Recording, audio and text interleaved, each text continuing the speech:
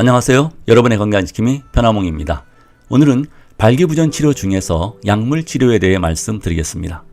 1998년 4월 발기부전 치료의 새로운 역사가 시작되었습니다.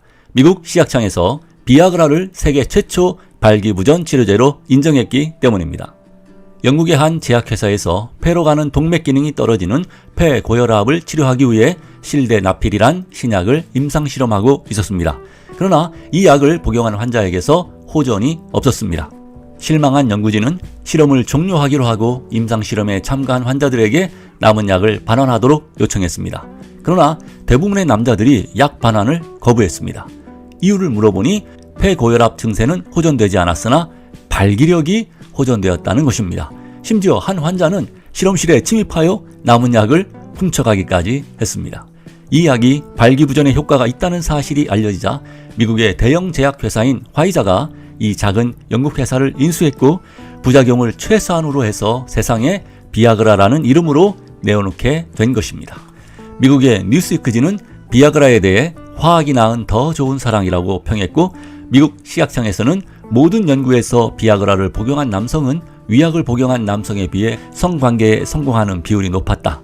이러한 연구 결과는 중증도와 원인에 상관없이 일정한 효과를 보이는 것으로 나타났다라고 보고했습니다.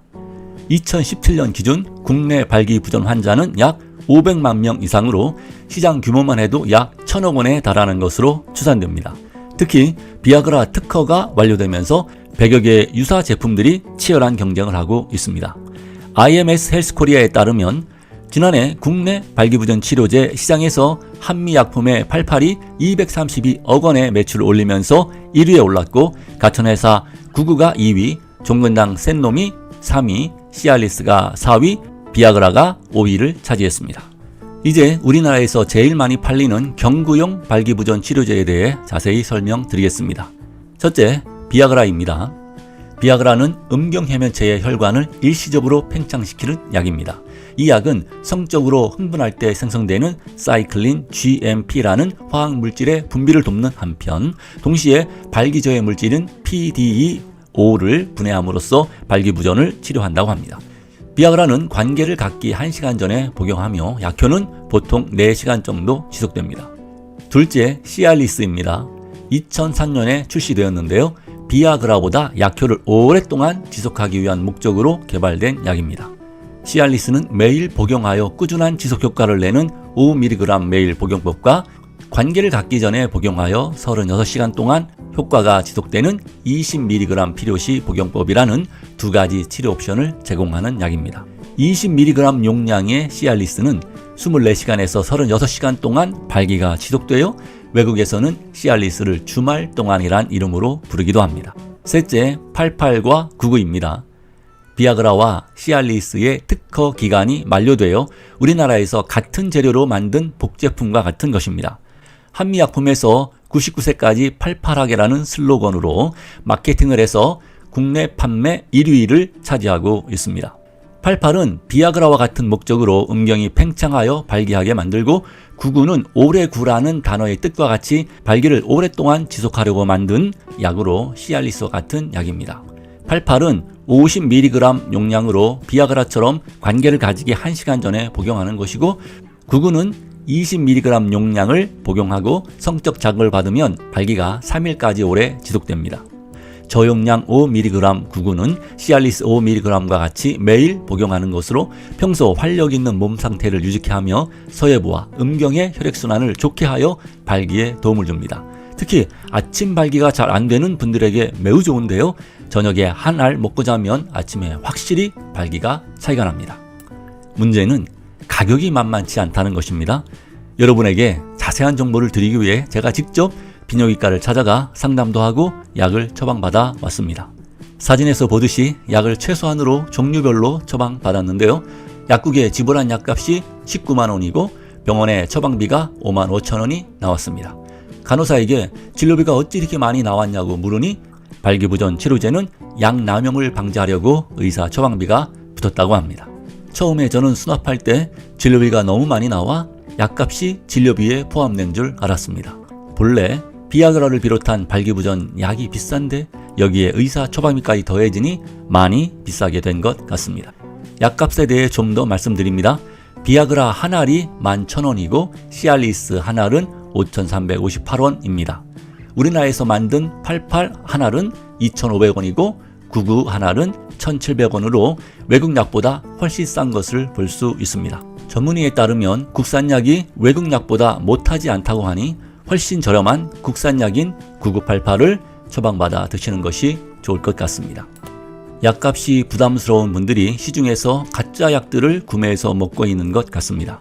국내 발기부전 치료제 시장 규모가 1,100억 정도인데 가짜 약 시장은 4천억 이상이라고 합니다. 짝퉁 국가인 중국에서 수입되는 명품 가방을 제치고 가짜 비아그라가 밀수입 1위를 차지하고 있습니다. 밀매업자들은 정품 비아그라가 1만원 정도 하는 것을 한정당 300원에 구입하여 국내에서 1,000원에서 5,000원에 소비자에게 은밀하게 판매하고 있습니다. 약값이 비싸다고 가짜 약을 사 드시면 약효도 없을 뿐더러 부작용이 크다고 하니 꼭 의사 처방을 받아 정품 약을 드셔야 합니다.